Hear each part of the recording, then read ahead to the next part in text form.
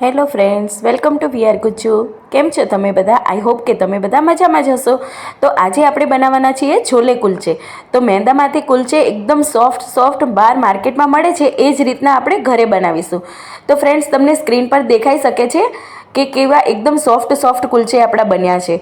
તો એવા જ કુલચા તમે પણ ઘરે બનાવી શકો છો. તો એ કેવી રીતે? તો એના માટે વિડીયોમાં અંત સુધી બન્યા રહેજો. તો ફ્રેન્ડ્સ, મળીને રેસીપી સ્ટાર્ટ કરીએ. તો કુલચે બનાવવા માટે મેં અહીંયા એક વાસણ લઈ લીધું છે અને એની ઉપર ચાળણી રાખી દીધી છે. આપણે મેંદો જે યુઝ કરીશું એ ચાળીને જ યુઝ કરવાનો છે. તો અહીંયા કપના મેઝરમેન્ટથી મેઝર કરીશું બધી વસ્તુ. તો અહીંયા મેં 2 કપ મેંદો લીધો છે. અત્યારે 2 વ્યક્તિને સર્વ થાય એટલા કુલચે બનશે આમાંથી. તો મીડિયમ સાઇઝના કહું તો 7થી 8 કુલચે બની જાય છે. પછી તમારે જેટલી જરૂરિયાત હોય એ પ્રમાણે તમે પ્લસ માઇનસ કરી અને મેઝર કરી શકો છો. તો મેં અત્યારે 2 કપ લીધો છે મેંદો અને એને સારી રીતે આપણે ચાળી લઈએ.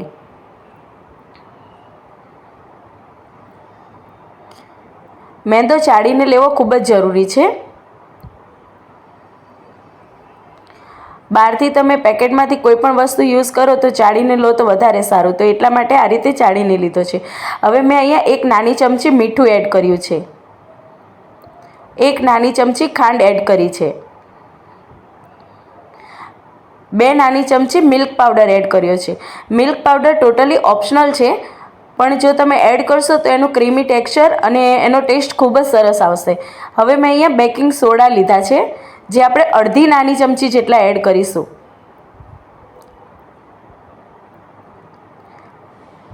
અને બેકિંગ પાવડર પણ લીધો છે, એ પણ આપણે અડધી નાની ચમચી જેટલો એડ કરીશું. જો તમારી પાસે બેકિંગ સોડા અને બેકિંગ પાવડર ના હોય તો તમે ઈનોનું 1 પાઉચ આટલી ક્વોન્ટિટીમાં યુઝ કરી શકો છો. હવે સાથે જ મેં અહીંયા દહીં લીધું છે. દહીં ઘરનું બનાવેલું છે. એ વધારે ખાટું પણ નથી અને મોડું પણ નથી. તો એ આપણે ખાવાની જે ચમચી હોય છે એ જ ચમચીથી 4 ચમચી મેઝર કરીને લીધું છે. અને સાથે જ આપણે કોઈ પણ કુકિંગ ઓઇલ એડ કરીશું, એ 1 ચમચી લીધું છે. હવે આ બધી જ વસ્તુને સારી રીતે પહેલાં આપણે હાથથી મિક્સ કરી લઈશું. પાણી પહેલાં એડ નહીં કરીએ, આ રીતે પહેલાં દહીં એડ કર્યું છે એટલા માટે આપણે સારી રીતે બધી જ વસ્તુ મિક્સ કરી લઈશું. અને કુલચે માટેનો લોટ આપણે એકદમ સોફ્ટ બાંધવાનો છે. રોટલી જેટલો સોફ્ટ નહીં અને પરોઠા જેટલો કાઠો પણ નહીં. તો એ રીતે એકદમ સેમી સોફ્ટ લોટ આપણે બાંધીને રેડી કરીશું. તો આ રીતે થોડું કરી અને ભેગું કરી દીધું છે. અને હવે જરૂરિયાત પ્રમાણે આપણે પાણી એડ કરીશું. પાણી વધારે ના પડી જાય એનું ખાસ ધ્યાન રાખવાનું છે. તો તેથી આપણે થોડું જ એડ કરીશું.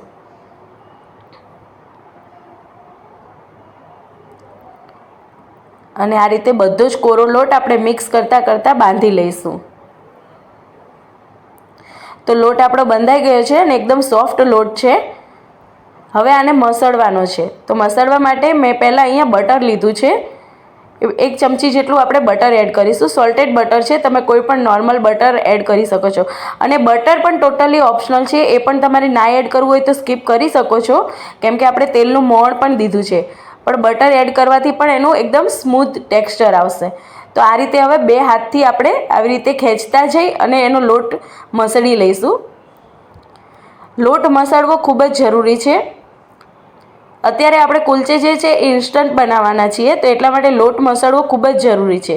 તો આ રીતે 2 હાથથી આવી રીતે ખેંચતા જઈને 5 થી 7 મિનિટ સુધી આ રીતે એને મસળવાનો છે. અને આને મસળતાય જવાનું છે. અને મસળાઈ જાય એટલે થોડો આ રીતે ઉપર નીચે આ રીતે ટીપવાનો પણ છે. તો 2 થી 3 વાર આ રીતે આપણે ટીપી પણ દઈશું.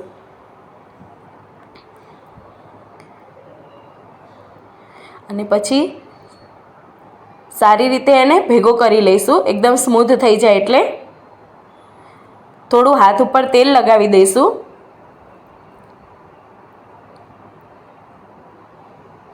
અને તેલ લગાવી અને આ રીતે લોટને આપણે એક ગોળા જેવો વાળી દઈશું.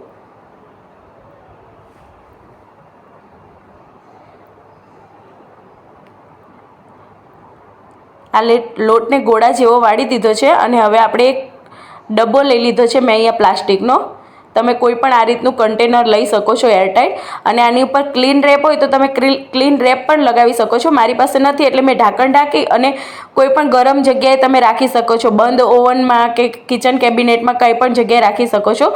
અત્યારે મેં 1 કલાક માટે એને રેસ્ટ આપ્યો છે. તમારી પાસે વધારે ટાઈમ હોય તો તમે વધારે પણ રેસ્ટ આપી શકો છો. હવે છોલે બનાવવા માટે મેં અહીંયા કાબુલી ચણા લીધા છે. કાબુલી ચણા મેં 2 મુઠ્ઠી લીધા છે અને એને મેં 7 થી 8 કલાક માટે પલાળી લીધા હતા, તો એકદમ સોફ્ટ થઈ ગયા છે. હવે આપણે એને કુકરમાં પ્રેશર કૂક કરી લઈશું. તો જે પણ ચણાનું પાણી હતું એ પાણી નિતારી અને આપણે બધા જ ચણાને કુકરમાં લઈ લઈશું.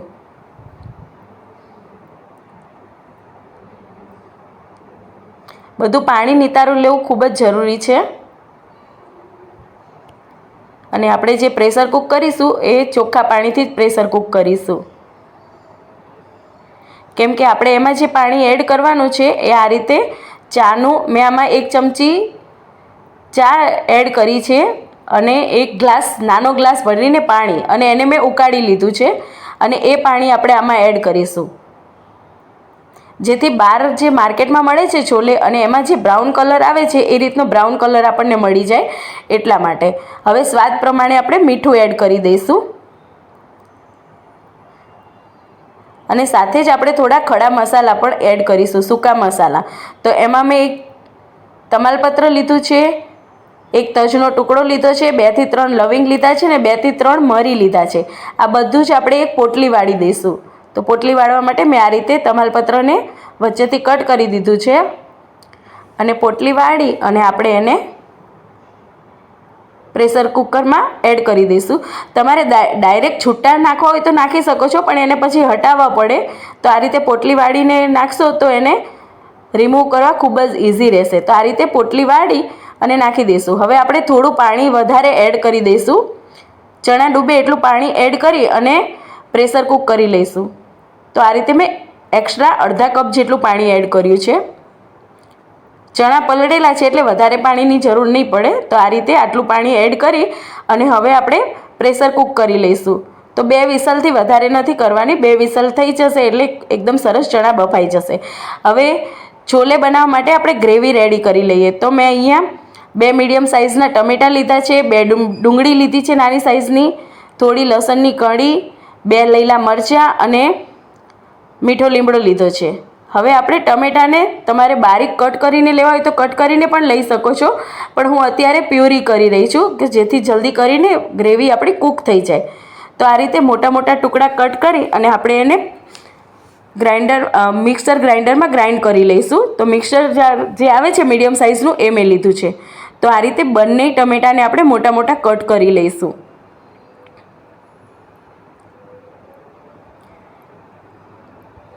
અને હવે આપણે આની પ્યુરી કરી લઈએ. ગ્રેવીમાં તમારે કાજુ એડ કરવા હોય તો કાજુ પણ એડ કરી શકો છો. મેં અત્યારે નથી એડ કર્યા, કેમ કે છોલે જે બોઇલ કરીશું ને આ રીતની ગ્રેવી કરીશું તો એનો રસો થીક જ થાય છે. પણ તમારે વધારે થીક પસંદ હોય તો તમે કાજુની પણ પેસ્ટ કરીને લઈ શકો છો. હવે આપણે ટમેટાની જે પ્યુરી કરી છે એને આપણે એક બાઉલમાં કાઢી લઈએ અને 2 ચમચી જેટલી પ્યુરી આપણે એમાં જ રહેવા દઈશું અને એમાં બાકીની ડુંગળી અને એ બધી પ્યુરી કરી લઈશું. એમાં આપણે એક્સ્ટ્રા પાણી એડ ના કરવું પડે એટલા માટે મેં ટમેટાની પ્યુરીને રહેવા દીધી છે 2 ચમચી જેટલી. હવે આ ડુંગળીના પણ મોટા મોટા કટકા કટ કરી લઈશું.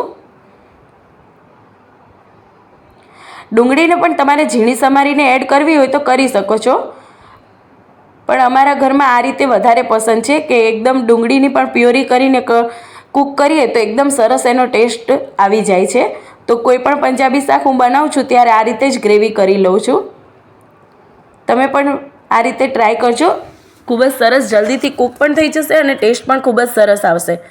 તો હવે અમે આમાં આદુનો ટુકડો, મીઠા લીમડાના પાન, લીલા મરચાં, લસણ બધું જ એડ કરી દીધું છે અને સાથે જ આપણે આને ક્રશ કરી લઈએ.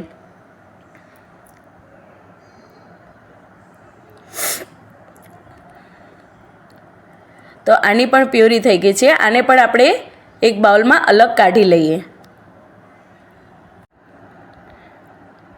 ને આપણા ઘરે કોઈ પણ ગેસ્ટ આવવાના હોય અને આપણે પ્રિપરેશન કરીને રાખીએ તો આ રેસીપી ખૂબ જ ઝડપથી બની જાય છે. તો આ રીતે આ પણ પ્યોરી મેં અલગ બાઉલમાં કાઢી લીધી છે. હવે આપણે એક પેસ્ટ બનાવી લઈએ, જેથી સબ્જીમાં ટેસ્ટ પણ સારો આવી જાય અને કલર પણ ખૂબ જ સરસ આવી જાય. તો પેસ્ટ બનાવવા માટે મેં એક બાઉલ લઈ લીધું છે. એમાં ટેસ્ટ પ્રમાણે મીઠું એડ કરીશું. મીઠું આપણે થોડુંક જ એડ કરીશું, કેમ કે આપણે છોલે બોઇલ કરવા મૂક્યા છે એમાં પણ મીઠું એડ કર્યું છે. સાથે જ મેં અહીંયા ગરમ મસાલો લીધો છે, અડધી ચમચી જેટલો, રૂટીન જે આપણે દાળ શાકમાં યુઝ કરીએ છીએ. કાશ્મીરી મરચું લીધું છે 1.5 ચમચી, નાની ચમચીથી જ બધું મેઝર કરેલું છે. 2 ચમચી ધાણા જીરું પાવડર લીધું છે. ચપટીક જેટલી હિંગ એડ કરીશું. ચપટીક જેટલી હળદર એડ કરીશું. અને આ બધા જ મસાલાને સારી રીતે મિક્સ થઈ જાય અને પેસ્ટ બની જાય એના માટે આપણે પાણી એડ કરીશું. તો મસાલા બળી ના જાય એટલા માટે, અને કલર પણ સબ્જીમાં ખૂબ જ સરસ આવી જાય છે. તો આ શાક આપણે જ્યારે બનાવીએ ત્યારે બને ત્યાં સુધી કાશ્મીરી મરચાંનો યુઝ કરીએ તો વધારે સારું, કે જેથી ખાવામાં આપણને વધારે તીખું પણ ના લાગે અને કલર પણ ખૂબ જ સરસ આવે. તો મેં અહીંયા કાશ્મીરી મરચું જ એડ કર્યું છે. તો આ રીતે 2 ચમચી જેટલું પાણી એડ કરી અને આની પેસ્ટ બનાવી લીધી છે. તો આપણી પેસ્ટ પણ રેડી થઈ ગઈ છે. હવે આ બધી જ વસ્તુને આપણે થોડી વાર માટે સાઈડમાં મૂકી દઈએ અને ચણા ચેક કરી લઈએ. તો જે પણ આપણે કાબુલી ચણા બાફવા મૂક્યા હતા એનો કલર આપણે જોઈ શકીએ છીએ કે જે ચાનું પાણી એડ કર્યું હતું તો એકદમ સરસ આવી ગયો છે અને બફાઈ પણ ગયા છે, એકદમ સોફ્ટ થઈ ગયા છે. તો 2 જ વિસલ વગાડી હતી, 2 જ વિસલમાં એકદમ સરસ થઈ ગયા છે. હવે આપણે જે પોટલી વાળીને રાખી હતી મસાલાની એ સાઈડમાં કરી લઈએ. હવે આપણે છોલે બનાવવાની તૈયારી કરી લઈએ. તો છોલે બનાવવા માટે મેં અહીંયા એક નોનસ્ટિકનું વાસણ લીધું છે. તમે કોઈ પણ હેવી બોટમનું વાસણ યુઝ કરી શકો છો. અને એમાં બે મોટી ચમચી જેટલું ઓઇલ યુઝ કર્યું છે. તેલ ગરમ થઈ જાય એનો ખ્યાલ આપણને આવે એના માટે મેં 2 થી 3 રાઈના દાણા એડ કર્યા છે.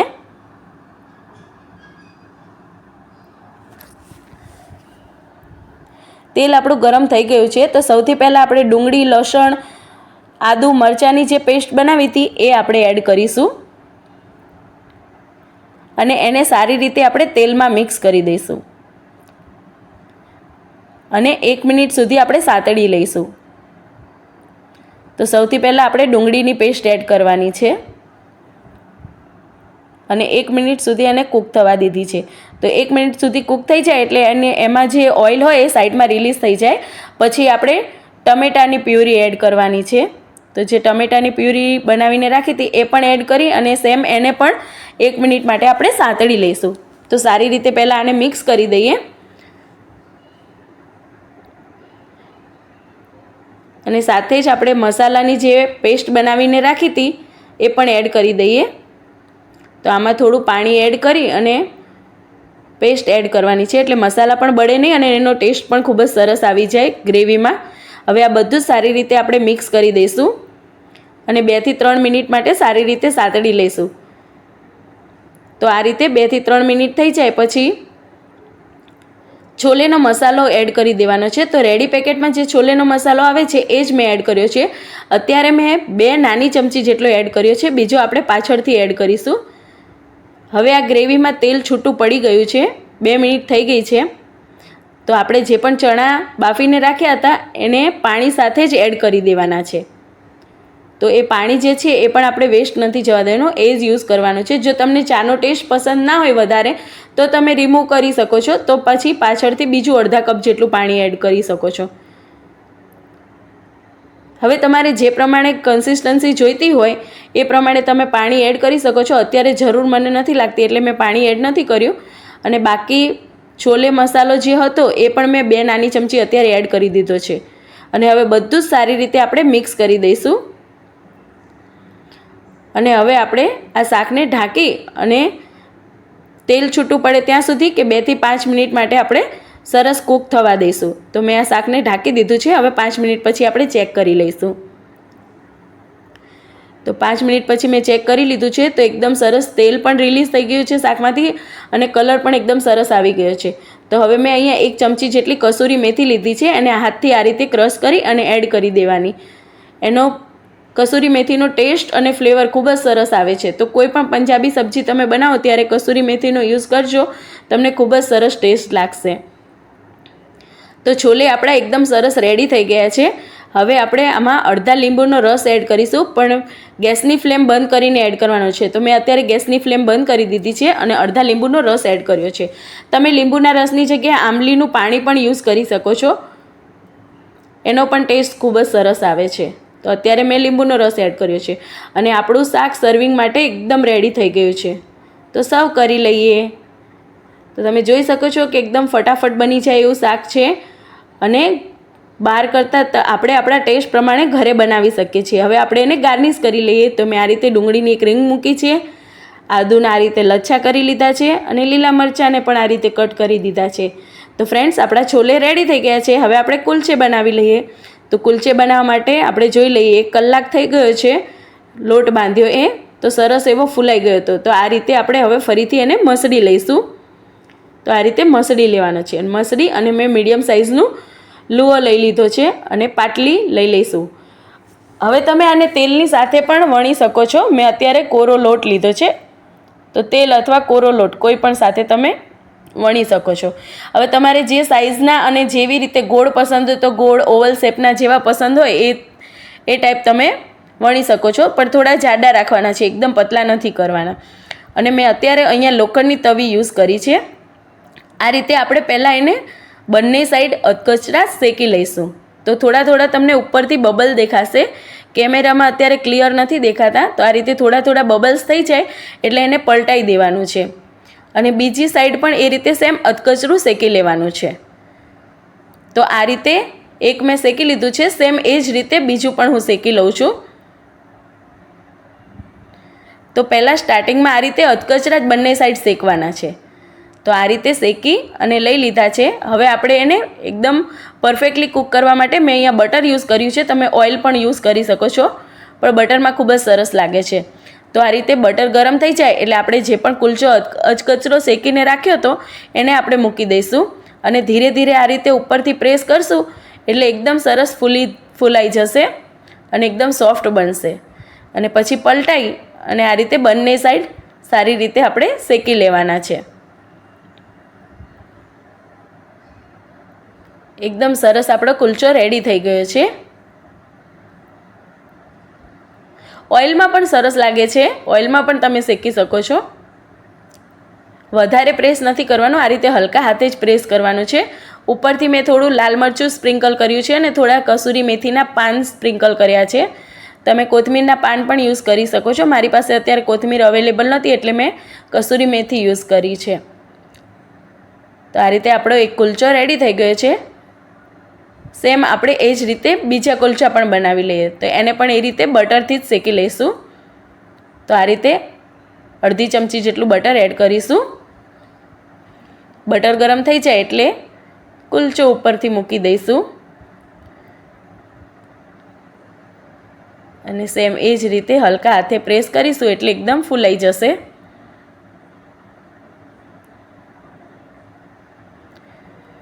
તો આ રીતે મેંદામાંથી પણ બને છે કુલચે. અત્યારે આપણે મેંદામાંથી બનાવીએ છીએ. એ જ રીતે જો આપણે ઘરે બનાવવા હોય અને આપણે ઘઉંના લોટમાંથી બનાવવા હોય તો સેમ આ જ રીતે ઘઉંના લોટમાંથી પણ બની શકે છે. એ પણ જો તમે જોવા માંગતા હોય તો મને કમેન્ટ કરીને જરૂરથી જણાવજો. એની પણ રેસીપી હું તમારી સાથે શેર કરીશ. તો સેમ મેં મરચું સ્પ્રિંકલ કરી દીધું છે અને આપણા બંને કુલચે એકદમ સરસ રેડી થઈ ગયા છે. હવે બીજી એક રીતથી હું તમને બતાવું, એ રીતે પણ કુલચે સરસ થાય છે. તો આ આપણો કુલચો રેડી થઈ ગયો છે અને બીજો કુલચો આપણે વણી લઈએ. એ પણ મેં થોડો મોટી સાઇઝનો વણ્યો છે. એની ઉપર થોડું પાણી લગાવી દઈએ. તો નોર્મલ પાણી જે આવે છે એ જ મેં લગાવ્યું છે. એની ઉપર થોડા કાળા તલ લગાવી દઈએ. પાણી લગાવવાથી એ કાળા તલ ચોંટી જશે એટલા માટે પાણી યુઝ કરવાનું છે. અને ઉપરથી તમે કોથમીરના કે કસૂરી મેથીના પાન એડ કરી શકો છો. હવે પહેલાં જે કુલચે આપણે બનાવ્યા હતા એ મેં લોખંડની તવીમાં બનાવ્યા હતા. અત્યારે મેં નોનસ્ટિકનો તવો લીધો છે અને આ રીતે આપણે આ કુલચો મૂકી દેવાનો છે. જે પણ આપણે તલ ચોંટાડ્યા છે એ ઉપરના ભાગમાં રાખવાના છે. પછી આ રીતે સાઈડમાંથી થોડું થોડું પાણી એડ કરી દેવાનું છે. પાણી એડ કરી અને ઉપરથી એને આપણે થાળી કે કોઈ પણ ઢાંકણથી ઢાંકી દઈશું. તો જે પણ વરાળ બને છે એનાથી કુલચે સરસ ફૂલાઈ જશે. તો અડધી જ મિનિટ માટે આપણે આ રીતે રાખવાનું છે, તો કુલચો આપણો ફૂલાઈ જશે. કેમેરામાં દેખાતું નથી પણ સરસ ફૂલાઈ ગયો છે. અને આ રીતે પછી આમાં પણ આ રીતે એક સાઈડ પલટાવી અને એને ધીરે ધીરે પ્રેસ કરતા જઈશું. અને આને પણ બટરથી આપણે શેકી લઈશું. તો થોડું બટર એડ કર્યું છે અને હલકા હાથે પ્રેસ કરતાં કરતાં આ કુલચાને પણ આપણે સેમ શેકી લઈશું. તો આ રીતે પણ આપણે કુલચા બનાવી શકીએ છીએ. તો આપણી પાસે કોઈ તંદૂર ના હોય તો પણ આપણે કુલચે ઘરે સરસ રીતે બનાવી શકીએ છીએ.